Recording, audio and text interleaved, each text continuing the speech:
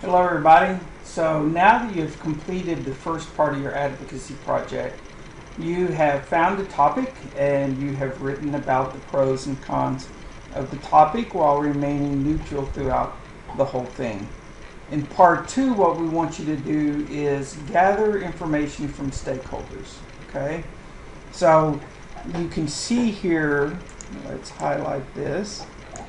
So after identifying your issue and researching it, you will be required to interview at least one superintendent, or it could be somebody else from central office, and one principal, so a district level administrator and a building level administrator, on the issue. You'll be required to spend at least 6 hours or 1 day visiting with local, state, and or national legislator, congressmen, or other policymakers concerning the identified issue. Now let me give you a small caveat here.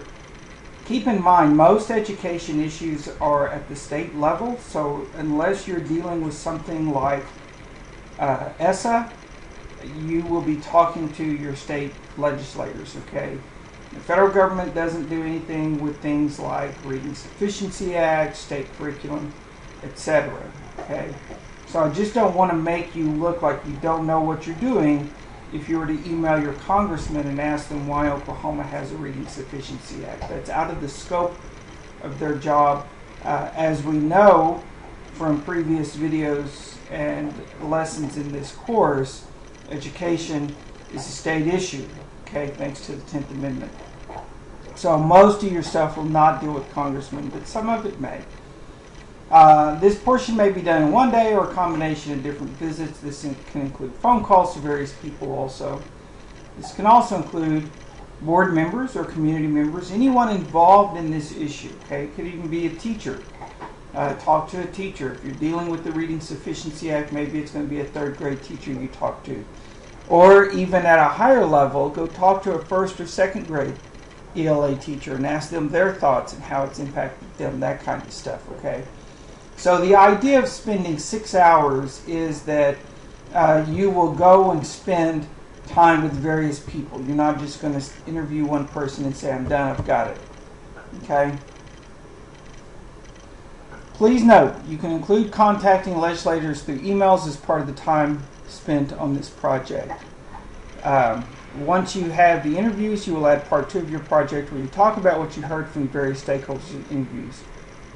Organize it so it logically makes sense to the reader. Tie in part one with your interviews and perspectives from various stakeholders you interviewed.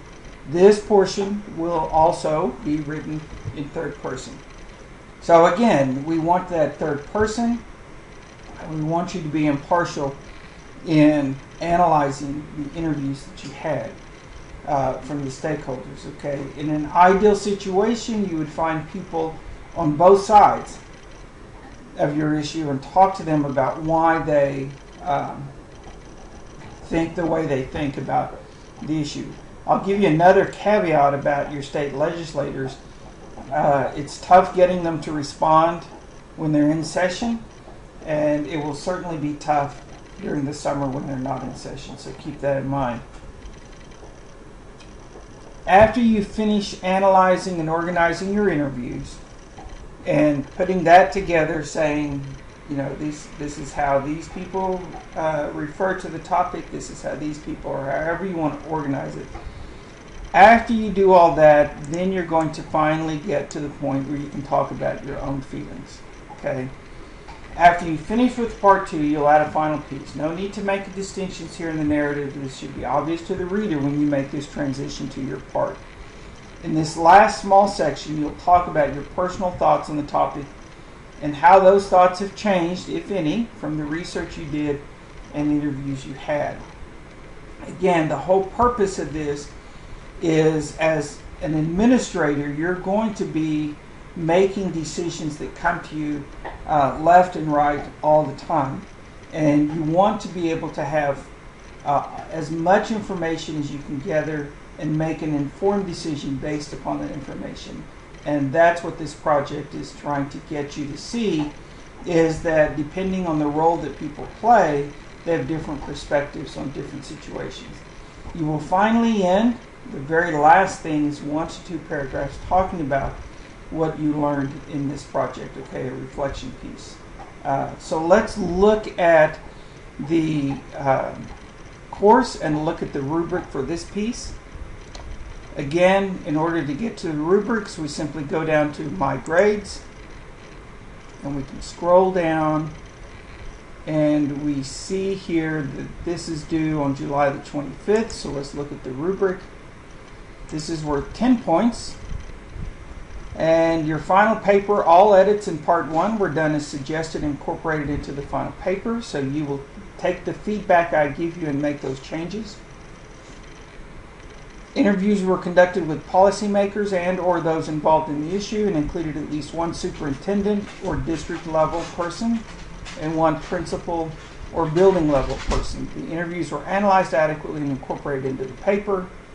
A well-rounded approach. The paper incorporated the views of the author and those interviewed and combined that with the research to gain a well-rounded understanding of the topic. And then finally your grammar, again the APA and grammar rules. So that is your advocacy project. And if we look at our course calendar, we can see that this is due down here in Module 17, and that's where you will see the submission link for this. As all of these open the final week, this will obviously be open for you, and you can put it in there anytime during the week. Keep in mind our course closes on Thursday of the final week at 5 o'clock. Okay, so it's a small week, that final week. So I look forward to reading your final thoughts, and good luck.